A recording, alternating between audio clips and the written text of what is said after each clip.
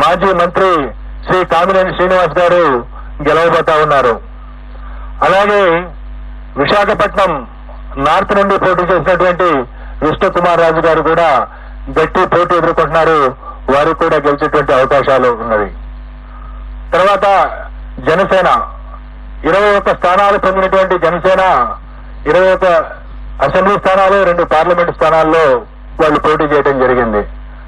Janasena 2 parliament స్థానాల్లో గెలవబోతా ఉంది. అలాగే అసెంబ్లీ స్థానాల్లో పిఠాపురం నుండి పోటీ చేసినటువంటి జనసేన పార్టీ వ్యవస్థాపక అధ్యక్షులు శ్రీ పవన్ కళ్యాణ్ గారు భారీ మెజార్టీతో గెలవబోతా ఉన్నారు. అలాగే ఆ పార్టీలో మరొక ముఖ్య నాయకుడైనటువంటి శ్రీ నాదెండ్ల మనోహర్ గారు గుంటూరు జిల్లా తెనాలి నుండి గెలవబోతా ఉన్నారు. తర్వాత తెలుగుదేశం పార్టీ విషయానికి వస్తే తెలుగుదేశం పార్టీ అధ్యక్షులు రాష్ట్ర మాజీ ముఖ్యమంత్రి నారా చంద్రబాబు నాయుడు గారు కుప్పం నియోజకవర్గం నుండి భారీ మెజార్టీతో గెలవబోతా ఉన్నారు. అలాగే వారి తనయుడు మాజీ మంత్రి శ్రీ నారా లోకేష్ మంగళగిరి నుండి గెలవబోతా ఉన్నారు. అలాగే సినీ నటులు శ్రీ నందమూరి బాలకృష్ణ గారు హిందూపురం నియోజకవర్గం నుండి మంచి మెజారిటీతో గెలవబోతా ఉన్నారు.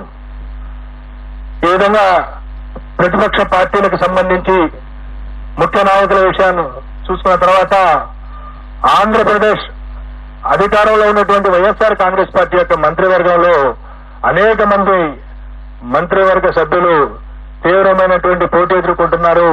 కొద్దిమంది ఓటమి చవిచూడబోతా ఉన్నారు. ఇందులో ముఖ్యంగా మనం ఆంధ్రప్రదేశ్ ముఖ్యమంత్రి శ్రీ వైఎస్ జగన్మోహన్ రెడ్డి గారు పులివెందుల అసెంబ్లీ నియోజకవర్గం నుండి భారీ మెజార్టీతో గెలవబోతా ఉన్నారు. అలాగే సిదిరి అప్పలరాజు గారు ప్రస్తుత మంత్రి పలాస నుండి ఓటమి చవిచూడబోతా ఉన్నారు. అలాగే ధర్మాన ప్రసాదరావు గారు శ్రీకాకుళం అసెంబ్లీ నియోజకవర్గం నుండి వారు గట్టి పోటీ ఎదుర్కోబోతున్నారు. నేను ఎక్కడైతే గట్టి పోటీ అని సంబోధిస్తానో అక్కడ మా మార్జిన్ ఆఫ్ ఎర్రర్ ఏదైతే ఉంటుందో +or -3% కు లోబడి ఫలితం ఉండే అవకాశం ఉంటుంది.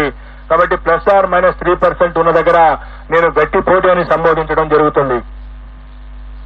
అలాగే పీడిక రాజన్న దొర సాలూరు అసెంబ్లీ నియోజకవర్గం నుండి గెలుపొందబోతా ఉన్నారు.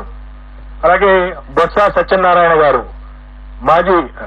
ప్రస్తుత మంత్రి మాజీ పిసిసి అధ్యక్షులు చీపురుపల్లి అసెంబ్లీ నియోజకవర్గం నుండి మంచి మెజారిటీతో గెలుపొందబోతా ఉన్నారు.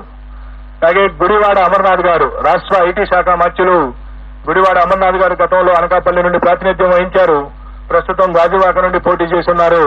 వారు ఓటమి చవిచూడబోతా ఉన్నారు. అలాగే పినిపే విశ్వరూప్ గారు వారు అమలాపురం